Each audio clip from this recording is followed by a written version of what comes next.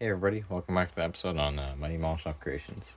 Today I'll be showing you my final on my MPC 1966 Dodge Monaco spy car. So without further ado, let's roll the intro.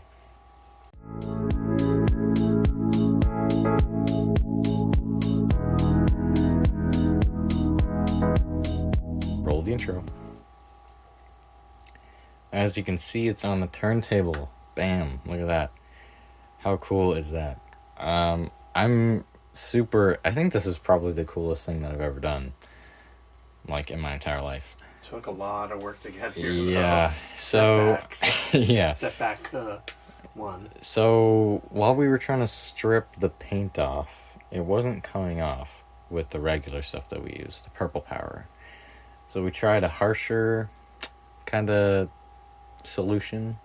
Was not the solution.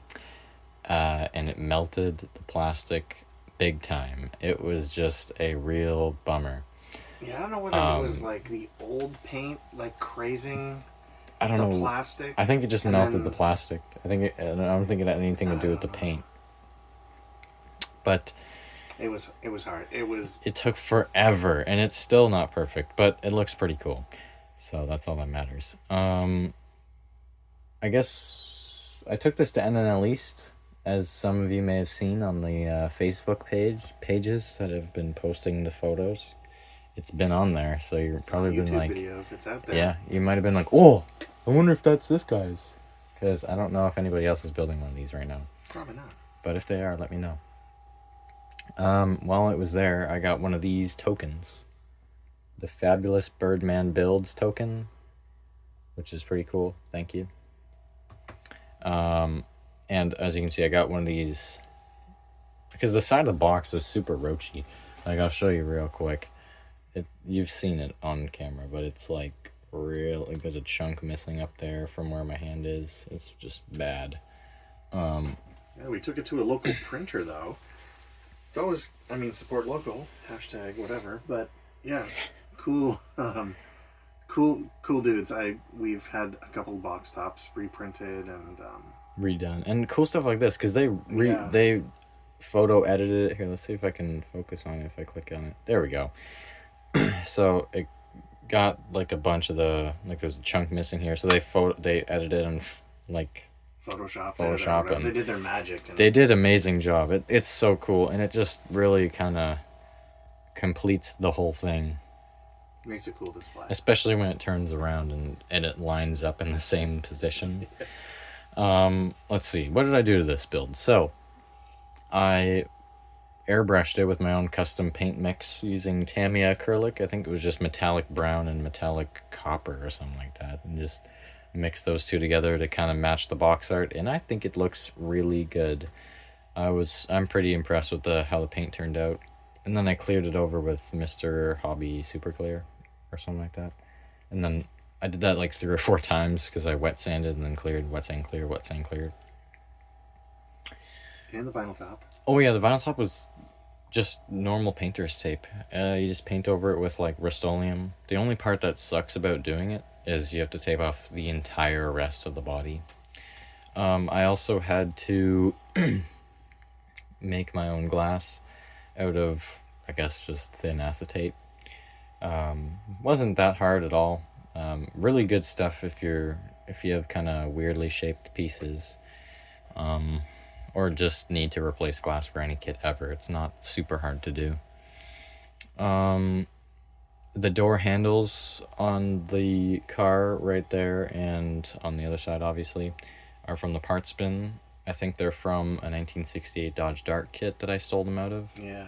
And then all the chrome trim was melted away, so that was replaced with styrene strip. Taillights were fine because we took them off. And I also replaced the Monaco or the Dodge logo on the front of the hood. That was my scratch building with styrene. That's actually pretty cool. Yeah, I think that was gonna work. I have photos that I'm probably putting up on screen right now. Yeah. Of like the kind of each letter being put on, and it turned out awesome. And then the interior was the most fun in my opinion. I had a good time building that. I also mixed up my custom paint, just brown, I think, and some red, give it a weird tinge. You did like a I center console too, right? Well, yeah, Button. I scratched. Well, I took the original center console, turned it around, and then scratch built something on top of it. Kind of like a control panel. One of the shifters is down instead of like 2 or 3, because he's probably in a lower gear since he's doing a drive-by shooting, right? Um, and that's another thing. The figure was out of an MPC Gangbusters kit, kind of in theme with the MPC, the old tooling. So I stole him out. I made a hat for him, and then I trimmed it down because his head didn't really fit right. He's a bit big. Well, he's a bit tall, I guess. But he fit in there, and it looks the part, and that's what's important. The front headlights, I just stole headlights from the parts bin, put them on top of the front bumper, and it looks awesome. I think it really adds a bit more onto the kit. Makes it look a bit cooler and more realistic. The turrets, I drilled out the holes in the turrets, so it's not just a black dot of paint. That was actually drilled out styrene, and it was very, very scary to do. I didn't want to break the drill bit. More on the interior. Some of the guns, well, one of the guns was the Mauser machine pistol that came in the kit. And then in the back seat, the 2 gold bars, and then I think it's a Ross rifle or something. It came in the MPC Gangbuster stuff, because we were missing the one that came in the spy kit, which is fine, because it looks the same, aside from this one having a scope, which is arguably cooler in my opinion. So yeah, I really had fun detailing the interior, though. I think it kind of completes it. The what do you call them? Windshield wipers. Those were stolen from the parts bin. The side view mirror was also stolen from the parts bin, and also this thing here, this spindle for the spy car up here on the illustration. I just took styrene rod, and I took one of the spindles from the kit, and I just put it on, and then I also put magnets on it, so I can do this. Boom, take it off, and then I can replace it with a small one that has a magnet on it, like that, so I can have it stock. I mean, it looks almost the same, which is fine, and I'm not really going to display it like that anyways, so... Yeah, you're going to display it like the box art yeah. anyways. It's super cool. Yeah, and then the... you have to take the hood off. Well, the hood, I don't need to take it off, it just sits up. Yeah, with a super custom intake. If it would just sit up. Okay. Yeah, it sits up on its own, which is cool. So it eliminates that wire, right, that some people put up, which is fine, but just cooler without it because it's more realistic.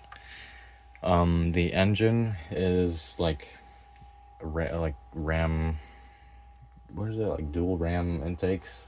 It's pretty serious, and I wired it all up. You can see it there. I have photos as well, but yeah, we'll pop some photos up on the screen. Yeah, it looks pretty rad though. But yeah, I think that's it. I mean, just a final video on the Dodge Monaco. Oh, and the wheels. The wheels, it didn't come with the tires in the kit, so I stole those from the parts box, and they fit perfectly. That was a real win. I was scared to put in the engine at first because I thought it wasn't gonna fit with the giant friggin' exhaust. Giant headers. Yeah, and they almost touched the floor. Like if you look, like they're really close to the ground. But they fit and they don't rub against the ground, so that's good. That was just kind of luck. I also added the battery in there because it was missing the battery. So that's another thing that I added. That's a pretty unique piece, in my opinion. I don't know. Yeah, I don't know. I've never seen one built ever. Yeah, because it surprises me. Like, well, not really, actually. I was going to say, it surprises me that people don't build this version, but it's like also a...